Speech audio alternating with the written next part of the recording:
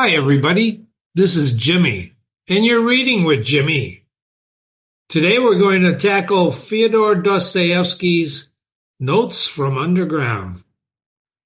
Dostoevsky is one of Jimmy's favorite authors, and I'm so happy to be reading this with you. This is part one of 8 parts. We divided his novel into 8 parts. It's translated by our favorite Russian translator, Constance Garnett. Ready? This is a difficult novel, ladies and gentlemen. So you're going to find out right after we read this first part. We're going to jumpstart with an analysis of it so you can understand the other 7 parts. Ready? Notes from Underground, Fyodor Dostoevsky. Author's note. The author of the diary and the diary itself are, of course, imaginary. Nevertheless, it is clear that such persons as the writer of these notes not only may, but positively must exist in our society, when we consider the circumstances in the midst of which our society is formed. I have tried to expose to the view of the public more distinctly than is commonly done one of the characters of the recent past. He is one of the representatives of a generation still living. And in this fragment entitled Underground, this person introduces himself, his views, and as it were, tries to explain the causes owing to which he has made his appearance and was bound to make his appearance in our midst. In the second fragment, there are added and actual notes of this person concerning certain events in his life. So the author is Fyodor Dostoevsky. This is his note to us, and here we go. Part 1, Underground. Number 1. I am a sick man. I am a spiteful man. I am an unattractive man. I believe my liver is diseased. However, I know nothing at all about my disease, and I do not know for certain what ails me. I don't consult a doctor for it, and never have, though I have a respect for medicine and doctors. Besides, I am extremely superstitious, sufficiently so to respect medicine. Anyway, I'm well educated enough not to be superstitious, but I am superstitious. No, I refuse to consult a doctor from spite. That you probably will not understand. Well, I understand it, though, and of course, I can't explain who it is precisely that I am mortifying in this case by my spite. I am perfectly well aware that I cannot, quote, pay out, unquote, the doctors by not consulting them. I know better than anyone that by all this, I am only injuring myself and no one else. But still, if I don't consult a doctor, it is from spite.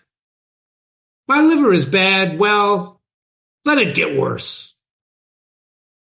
I've been going on like that for a long time, 20 years, and now I'm 40. I used to be in the government service, but I'm no longer. I was a spiteful official. I was rude, took pleasure in being so. I didn't take bribes, you see, so I was bound to find a recompense in that, at least. Parentheses, a poor jest, but I will not scratch it out. I wrote it thinking that it would sound very witty.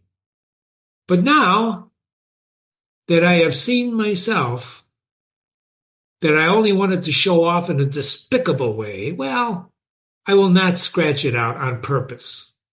Don't forget he's writing in his journal, his diary, right? When petitioners used to come for information to the table at which I sat, I used to grind my teeth at them and felt intense enjoyment when I succeeded in making anybody unhappy. I almost always did succeed. For the most part, they were all timid people. Of course, they were petitioners. But of the uppish ones, there was one officer in particular I couldn't endure. He simply would not be humble, and he clanked his sword in a disgusting way.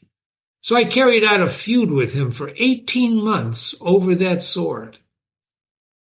At last I got the better of him, and he left off clanking it. That happened in my youth, though.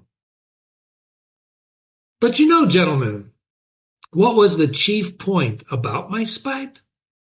Why, the whole point, the real sting of it lay in the fact that continually, even in the moment of the acutest spleen, I was inwardly conscious with shame that I was not only not a spiteful, but not even an embittered man, and that I was simply scarring sorrows at random and amusing myself by it. I might foam at the mouth, but bring me a doll to play with, give me a cup of tea with sugar, and I would be appeased. I might even be genuinely touched, though probably I should grind my teeth at myself afterwards and lie awake at night with shame for months after. Well, that was my way. I was lying when I said just now that I was a spiteful official. I was lying from spite.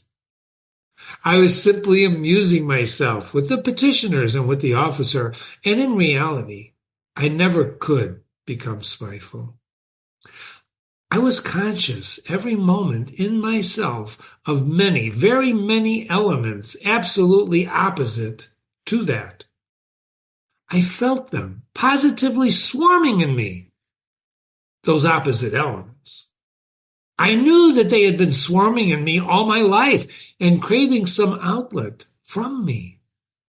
But I wouldn't let them out.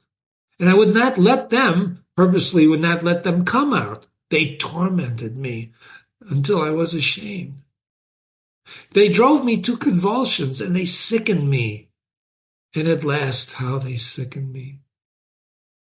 Now, you are fancying, gentlemen, that I'm just expressing remorse for something now, and that I am asking your forgiveness for something?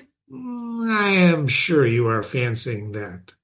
However, I assure you, I do not care if you are. It was not only that I could not become spiteful, I didn't know how to become anything. Neither spiteful, kind, neither a rascal, nor an honest man, neither a hero or an insect. And now I'm living out my life in my corner, taunting myself with the spiteful and useless consolation that an intelligent man cannot become anything seriously, and it is only the fool who becomes anything. Yes, a man in the 19th century must, and morally, ought to be preeminently a characterless creature. A man of character, an active man, is preeminently a limited creature. That's my been conviction for 40 years. And I am 40 years old now. And 40 years, well, that's a whole lifetime. It's extreme old age. To live longer than 40 years, it's just bad manners. It's vulgar. It's immoral. Who lives beyond 40? Come on, answer me that. Sincerely and honestly, I will tell you who do. Fools. Worthless fellows. I tell all old men that to their face, and all these venerable old men, and all these silver-haired and reverend seniors, I tell the whole world to its face, I have a right to say so. For I shall go on living to 60 myself, to 70, to 80. No, stay. Let me take a breath. You imagine, no doubt, gentlemen, that I want to amuse you. But you're mistaken in that, too. I am by no means such a mirthful person as you may imagine. And you may imagine, however, irritated by all this babble, parentheses, I feel that you are irritated, end parentheses, you think fit to ask me, who am I? Well, then my answer is, I am a collegiate assessor. I was in the service that I might have something to eat, parentheses, and solely for that reason, end parentheses. And when last year a distant relation left me 6,000 rubles in his will, I immediately retired from the service. So I settled down in my corner. I used to live in this corner before, but now I've settled down in it. My room is a wretched, horrid one in the outskirts of the town, and my servant is an old country woman, ill-natured from stupidity. And moreover, there's always a nasty smell about her. I'm told that the Petersburg climate is bad for me, and that with my small means, it is very expensive to live in Petersburg. And I know all that the better than all these sage and experienced counselors and monitors. But I'm remaining in Petersburg. I am not going away from Petersburg. I am not going away because, why, it's absolutely no matter whether I'm going away or not going away. But what can a decent man speak of with the most pleasure? Answer: of himself. Well, so I will talk about myself. Part 2. I want to tell you now, gentlemen, whether you care to hear it or not, why I could not even become an insect. I'm going to tell you solemnly that I have many times tried to become an insect, but I was not equal even to that. I swear, gentlemen, that to be too conscious, it's an illness, a real, thoroughgoing illness. For man's everyday needs, it would have been quite enough to have the ordinary human consciousness, that is, like a half or a quarter of the amount which falls to the lot of a cultivated man of our unhappy 19th century, especially one who has had a fatal ill luck to inhabit Petersburg, the most theoretical and intentional town on the whole terrestrial globe. Parentheses. There are international and unintentional towns. Intentional and unintentional towns. Close parentheses. It would have been quite enough, for instance, to have a consciousness by which all so-called direct persons and men of action live. I bet that you think I'm writing all this from affectation, to be witty, at the expense of men of actions. And what is more, that from ill-bred affectation, I'm clanking a sword like my officer. But gentlemen, whoever can pride himself on his diseases and even swagger over them, huh? Though after all, everyone does do that, huh? People do pride themselves on their diseases. And I do. Maybe more than anyone. We will not dispute it. My contention was absurd. But yet I am firmly persuaded that a great deal of consciousness, every sort of consciousness, is in fact a disease. I'm going to stick to that. Let us leave that too for 1 minute. Tell me this. Why does it happen that at every yes, at those very moments when I am capable of feeling every refinement of all that is good and beautiful, as they used to say at one time, it would, as though of design, happen to me not only to feel, but to do such ugly things, such that, well, in short, actions that all perhaps commit, but which, as though purposely, occurred to me at the very time when I was most conscious that they ought not to be committed. The more conscious I was of goodness and of all that was, quote, good and beautiful, end quote, the more deeply I sank into my mirror.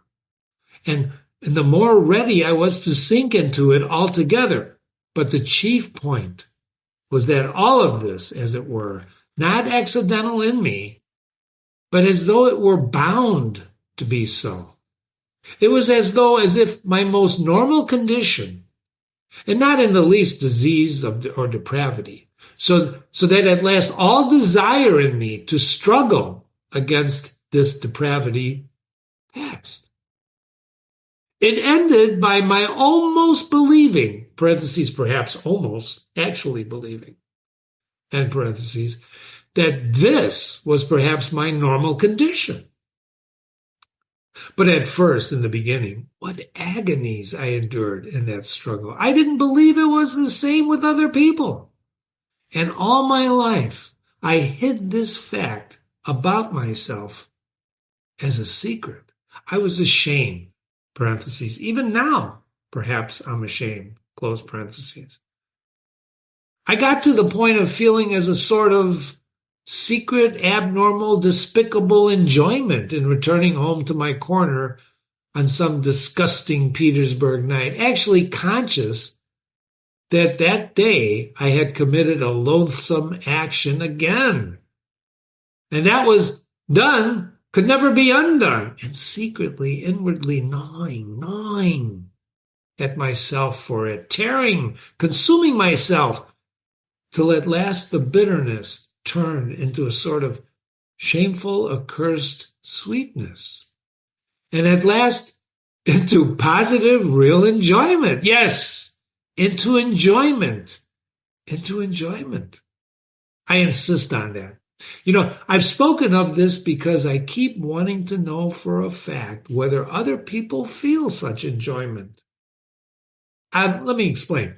The enjoyment was from just the too intense consciousness of one's own degradation. It was from feeling oneself that one has reached the last barrier, that it was horrible, but that it could not be otherwise. That there was no escape for you, that you never could become a different man. And that even if time and faith were still left you to charge into something different, that you would most likely not wish to change. Or that if you did wish to change, even then you would do nothing. Because perhaps in reality, there was nothing for you to change into. And the worst of it was at the root of it all, was that it was all in accord with normal, fundamental laws over a too acute consciousness. And with the inertia that was the direct result of those laws, and that consequently one was not only unable to change, but could do absolutely nothing. Thus, it would follow, as the result of acute consciousness, that one, me, is not to blame in being a scoundrel, as though that were any consolation to the scoundrel once he has come to realize that he actually is a scoundrel. But enough. I've talked a lot of nonsense, but what have I explained? How is enjoyment in this to be explained? I'm going to explain it. I will get to the bottom of it, and that's why I have taken up my pen. I, for instance, have a great deal of amour propre. I am suspicious and prone to take offense like a humpback or a dwarf. But upon my word, I sometimes have had moments when I had happened to be slapped in the face. I should perhaps have been positively glad of it. I say in earnest that I should probably have been able to discover even in that, slapping in the face, a peculiar sort of enjoyment. The enjoyment, of course, of despair. But in despair, there are the most intense enjoyments, especially when one is very acutely conscious of the hopelessness of one's position. And when one is slapped in the face, well, then consciousness of being rubbed into a pulp would positively overwhelm one. The worst of it is, look at it which way one will, it still turns out that I will always be the most to blame in everything. And what is most humiliating of all, to blame for no fault of my own, but to say through the laws of nature. In the first place, to blame because I am cleverer than any of the people surrounding me. Parentheses. I've always considered myself cleverer than any of the people surrounding me. And sometimes, would you believe it? I have been positively ashamed of it. At any rate, I have all my life, as it were, turned my eyes away, and I have never looked people straight in the face. Close parentheses. To blame, finally, because even if I had magnanimity, I should only have had more suffering from the sense of its uselessness. I should certainly have never been able to do anything from being magnanimous, generous, neither to forgive, for my assailant would perhaps have slapped me from the laws of nature, and one cannot forgive the laws of nature, nor forget. For even if it were owing to the laws of nature, it is insulting all the same. Finally, even if I wanted to be anything but magnanimous, and I had desired, on the contrary, to revenge myself on my assailant, I could not have revenged myself on anyone for anything, because I should certainly never have made up my mind to do anything, even if I had been able to. Why should I not have made up my mind? About that in particular, I want to say a few words. Number 3, part 3. With people who know how to revenge themselves and to stand up for themselves in general, how is that done? Why, when they are possessed, let us suppose, by a feeling of revenge, then for the time there is nothing else but that feeling that's left in their whole being. Such a gentleman simply dashes straight away for his object like an infuriated bull with its horns down, and nothing but a wall will stop him. Parentheses, by the way, facing the wall, such gentlemen, that is, the direct persons and men of actions, are generally nonplussed. For them, a wall is not an evasion, as for us people who think and consequently do nothing. It is not an excuse for turning aside, an excuse for which we are always very glad, though we scarcely believe it in ourselves as a rule. No, they are nonplussed. In all sincerity, the wall has for them something tranquilizing, morally soothing, finally, maybe even something mysterious. But of the wall later, close parentheses. Well, such a direct person I regard as a real normal man, as his tender mother nature wished to see him when she graciously brought him into the being on this earth. I envy such a man till I am green in the face. He's stupid. I'm not disputing that, but perhaps the normal man should be stupid. Well, how do you know? Perhaps it is very beautiful, in fact.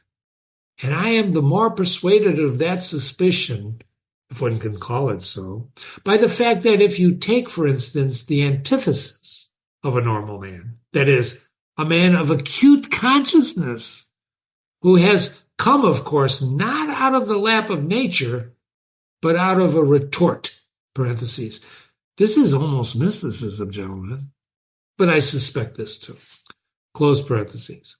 This retort-made man is sometimes so nonplussed in the presence of his antithesis that with all his exaggerated consciousness, he generally thinks of himself as a mouse and not a man. You know, it may be an acutely conscious mouse, yet it is certainly a mouse, while the other is a man, and therefore, etc., etc., etc. And the worst of it is, he himself, his very own self, looks on himself as a mouse. No one asks him to do so. And that's an important point. Now let us look at this mouse in action. Let us suppose, for instance, that it, the mouse, feels insulted. 2, parentheses, and it, the mouse, almost always feels insulted, close parentheses, and he wants to revenge himself too. There may be a greater accumulation of spite in it than in l'homme de la nature de la vérité, the man of nature and truth. Right? That's the translation. The base and nasty desire to vent that spite on its assailant rankles, perhaps even more nastily in the le monde, la nature, la vertu, for through his innate stupidity, the latter looks upon his revenge as pure justice and simple, Well, in consequences of his acute consciousness, the mouse doesn't believe in the justice of it, revenge. To come at last to the deed itself, the very act of revenge, apart from the one fundamental nastiness of the luckless mouse, succeeds in creating around it so many other nastinesses in the form of doubts and questions. And it adds to the one question so many unsettled questions that there inevitably works up around it a sort of fatal brew, a stinking mess made up of doubts, emotions, and of the contempt spat upon it by the direct men of action who stand solemnly about it like judges and arbitrators, laughing at the mouse until their healthy sides ache. Of course, the only thing left for it is to dismiss all of that with a wave of its paw and with a smile of assumed contempt, in which it does not even itself believe, creep ignominiously into its mouse hole. And there, in its nasty, stinking, underground home, our insulted, crushed, and ridiculed mouse promptly becomes absorbed in the cold, malignant, and above all, everlasting spite. For 40 years together, it will remember its injury down to the smallest, most ignominious details. And every time it will add of itself details still more ignominious, spitefully teasing and tormenting itself with its own imagination. It, the mouse, will itself be ashamed of its imaginings. But yet it will recall it all, and it will go over and over every detail. It will invent unheard of things against itself, pretending that those things might happen, and it will forgive nothing. Maybe it will begin to revenge itself too, but, as it were, piecemeal, in trivial ways, from behind a stove, incognito, without believing either in its own right to revenge or in the success of its revenge, knowing that from all of its efforts at revenge it will suffer 100 times more than he on whom it revenges itself, while he, I dare say, will not even scratch himself. On its deathbed, it will recall it all over again, with interest accumulated over all the years.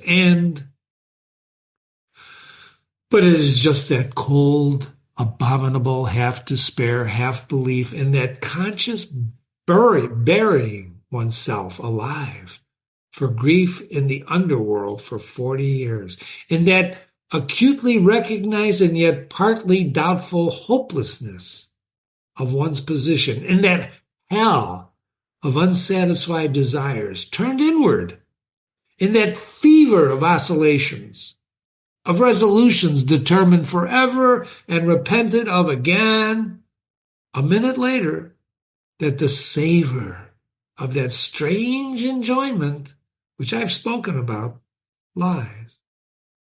That's where you'll find it. It is so subtle, so difficult of analysis that persons who are a little limited, or even simply persons of strong nerves, will not understand a single atom of that.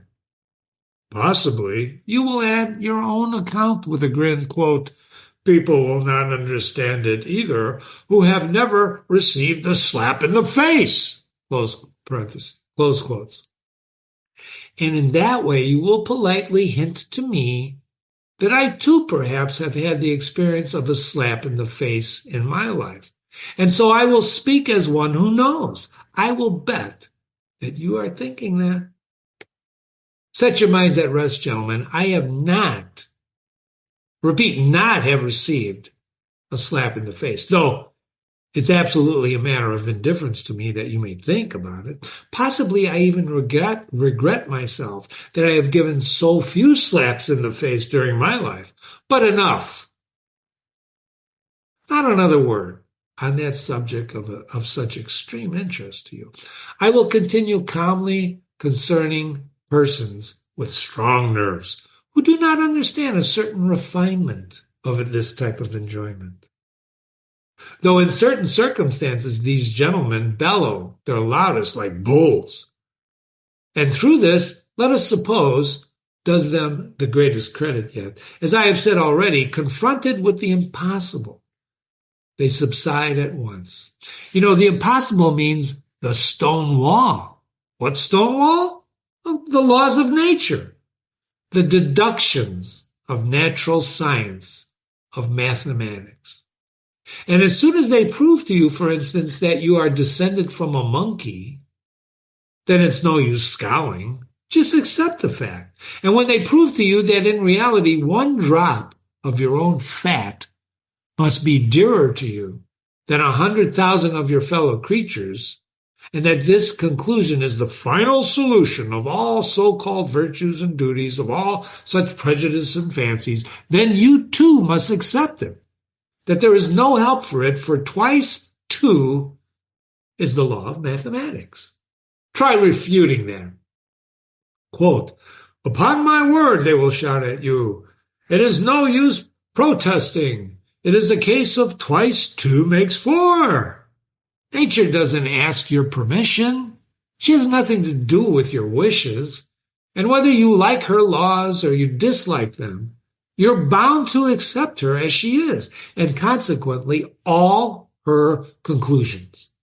A wall, you see, is a wall, and so on and on. Merciful heavens, what do I care for the laws of nature and arithmetic when, for some reason, I dislike those laws and the fact that twice 2 makes 4? Of course, I cannot break through the wall by battering my head against it if I have not the strength to knock it down. But I am not going to be reconciled to it simply because it is a stone wall and that I don't have the strength. As though such a stone wall really were a consolation and really did contain some word of consolation simply because it is as true, twice 2 makes 4. The absurdity of absurdities. How much better is it to understand it at all, to recognize it all the impossibilities and that stone wall, not to be reconciled to one of those impossibilities and stone walls if it disgusts you to be reconciled to it. By the way, of the most inevitable logical combinations, to reach the most revolting conclusions on the everlasting theme, that even for the stone wall, that you are somehow to blame. Though again, it's as clear as the day that you're not to blame in the least, and therefore grinding your teeth in silent impotence to sink into luxurious inertia, brooding on the fact that there's no one, even for you, to feel vindictive against, and that you have not, and perhaps never will, have an object for your spite, and that it's a sleight of hand, a bit of juggling, a card sharper's trick, that it is simply a mess, no knowing what and no knowing who, but in spite of all these uncertainties and jugglings, still there's an ache in you, and that the more you do not know, the worse the ache. Part 4. You will be finding enjoyment in a toothache next. You're going to cry with a laugh. Well, Even in a toothache, there is enjoyment, I answer. I had a toothache for a whole month, and I know there is enjoyment. In that case, of course, people are not spiteful in silence, but they moan. But they are not candid moans. They're malignant moans. And the malignancy, that's the whole point. The enjoyment of the sufferer finds expression in the moans. If he didn't feel enjoyment in the moans, he would not moan. It's a good example, gentlemen, and I will develop this. Those moans express in the first place all of the aimlessness of your pain, which is so humiliating to your consciousness, and the whole legal system of nature on which you spit disdainfully, of course, but from which you suffer all the same, while she does not. They express the consciousness that you have no enemy to punish, but that you have this pain. The consciousness that in spite of all the possible vigamins, that you are in complete slavery to your teeth. And that if someone wishes it, that your teeth will leave off aching, and if it does not, they will go on aching another 3 months. And then finally, if you are still so contemptuous and still protest, all that is left for you is your own gratification, is to thrash yourself or beat your wall with your fist as hard as you can, and absolutely nothing more. Well, these mortal insults, these jeers on the part of someone unknown, and at last in an enjoyment which sometimes reaches the highest degree of voluptuousness. Now I ask you, gentlemen, listen, sometimes to the moans of an educated man of the 19th century suffering from a toothache, on that second or the third day of the attack, when he is beginning to moan, not as he moaned on the first day, that is, not simply because he has a toothache, and not just because of he is any coarse peasant, but as a man affected by progress and European civilization, a man who is, quote, divorced from the soil and the national elements, unquote, as they express nowadays. His moans become nasty, disgustingly malignant, and they go on for whole days and nights. And of course, he knows himself he's doing himself no sort of good with his moans. And he knows better than anyone that he's only lacerating and harassing himself and others for nothing. He knows that even the audience before him, he is making his efforts, and his whole family listen to him with loathing. They don't put a ha'porth of faith in him, and inwardly understand that he might moan differently, more simply, without trills and flourishes, and that he's only amusing himself like that from an ill humor from malignancy. Well, in all these recognitions and disgraces, it's there, in all these recognitions and disgraces lies voluptuous pleasure. As though he would say, quote, I'm worrying you. I'm lacerating your hearts. I'm keeping everyone in the house awake. Well, stay awake, and you too will feel every minute that I have a toothache. I'm not a hero to you know, and I tried to seem before, but I'm simply a nasty person, an imposter. Well, so be it then. I'm very glad that you see through me. It is nasty for you to hear my despicable moans. Well, let it be nasty. Here, I will let you have a nastier flourish in a minute, end quote. You do not understand even now, gentlemen? Huh? No? It seems our development, our consciousness, must go further to understand all the intricacies of this pleasure. You laugh. Delighted. My jests, gentlemen, are of course in bad taste, jerky, involved, lacking self-confidence. But of course, that is because I do not respect myself. Can a man of perception respect himself at all? Wow. This quote is from the next reading. You've been reading with Jimmy. This is part 1 of Dostoevsky's Notes from Underground, and I know you're thinking, what the heck is this guy talking about? I told you this would not be easy. I told you. Stick with me. Read the analysis, a jump start on understanding this novel right after you read this part 1, and be sure to visit and read other classics on the website. Try to finish Notes from Underground, but read the other. We have a lot of classics on this website. We love reading. You read to learn how others lead their life and how to lead your own. Do you take pleasure in a toothache? I bet you never thought of that, did you? Is he really talking about a toothache? Remember, if you have questions, email me, Jimmy@readingwithjimmy.com, Jimmy@readingwithjimmy.com. Thank you so much for visiting. Have a great day. Watch yourself out there.